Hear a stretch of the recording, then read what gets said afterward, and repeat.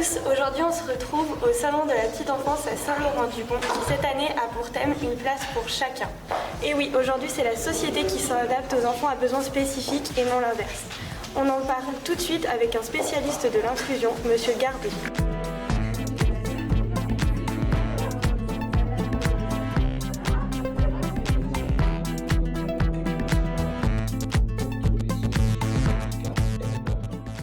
Alors une société inclusive, c'est tout simplement une société conçue, organisée pour tous. Une société qui fait place à chacun. Nous naissons dans l'inégalité et notre société a à faire de l'équité, moduler les réponses selon les besoins, les désirs, les destins singuliers pour tenter de rétablir de l'égalité. Nous ne sommes pas encore dans une société que l'on pourrait qualifier d'inclusive en France, mais nous y travaillons dans les différents secteurs, que ce soit les secteurs de la ville, de l'habitat, de l'école, des structures petite enfance. C'est un travail commun et bien sûr ça ne se fait pas en un jour, c'est un travail très progressif.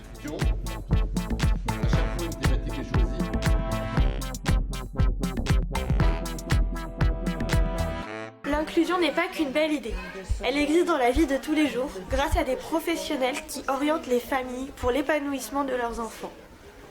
Antonin a été accueilli de 9 mois à ses 3 ans dans une maison d'assistante maternelle de façon progressive.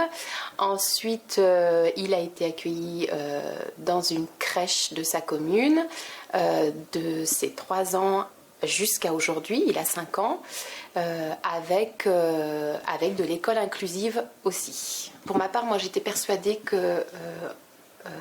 qu'Antonin n'allait jamais être accepté dans les structures de petite enfance. Et effectivement, en fait, ça s'est ouvert à nous.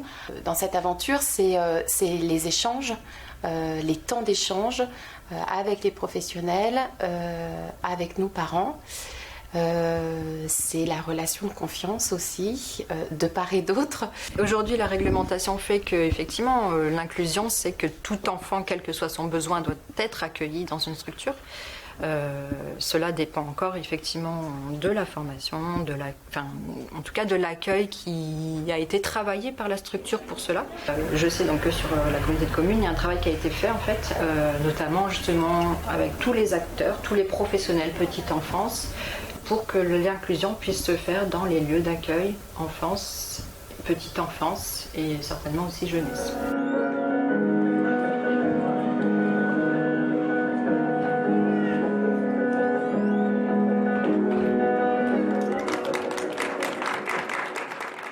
Le bon accueil de tous, avec nos différences, n'est pas seulement le travail des professionnels.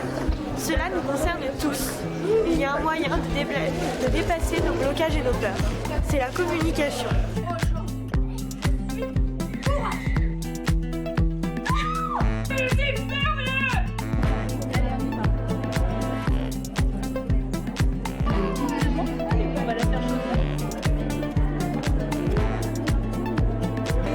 Vivre en famille avec des enfants à besoins spécifiques concerne toute la famille.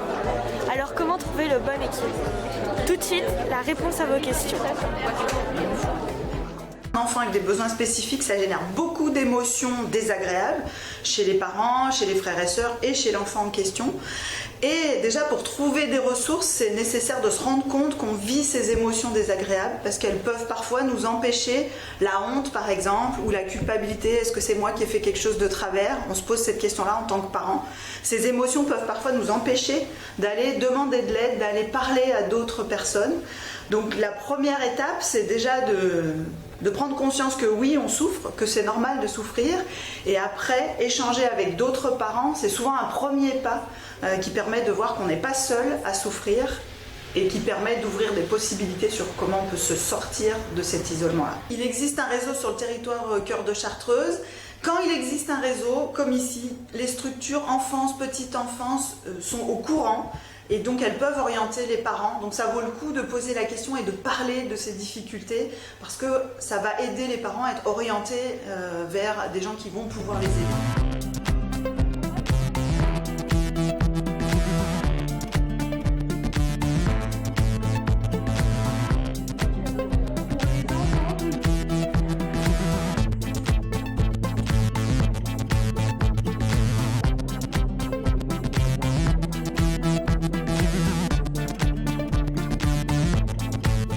J'espère que nous avons pu vous éclairer sur les solutions existantes pour que chacun puisse trouver sa place avec nos différences.